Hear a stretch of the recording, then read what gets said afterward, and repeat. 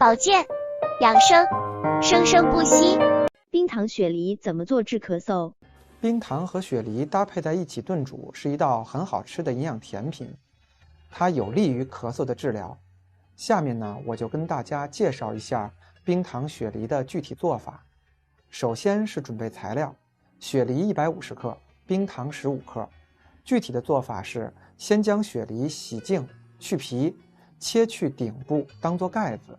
再用小刀和勺子挖出雪梨核，将冰糖放入中间，盖好盖子，将雪梨放入炖盅或深碗中，放入蒸锅内隔水蒸1个半小时到2个小时，等雪梨完全软化就可以了。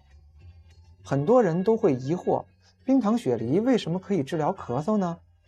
这是因为冰糖具有补中和胃、润肺止咳、保护呼吸道、清热解毒的功效，本身可以用于肺燥咳嗽、口干、烦咳、咽喉肿痛等病症，而雪梨具有生津润燥、清热化痰、滋阴补肾的功能。这两者如果结合在一起，具有滋阴润肺、止咳祛痰的极好功效。不过我们要注意的是，雪梨性寒凉，对风寒感冒疗效不太大。炖冰糖雪梨时，最好自己买食材回来炖煮，我们不要喝市面上出售的冰糖雪梨饮料，因为这类饮料中除了含有梨汁和冰糖，还含有糖分和添加剂，喝了容易越来越口渴，甚至有可能加重病情。此外，雪梨糖分比较高，冰糖中也含糖分，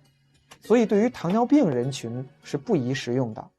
专家提示，冰糖雪梨具有滋阴润肺、止咳祛痰的功效。制作前首先准备雪梨150克，冰糖15克，将雪梨洗净去皮，切去顶部留用，再使用勺子挖出雪梨核，将冰糖放入后，将备用顶部盖上，制成的雪梨放入炖盅或深碗中，置于蒸锅内，隔水蒸1.5至2小时，待雪梨完全软化即可。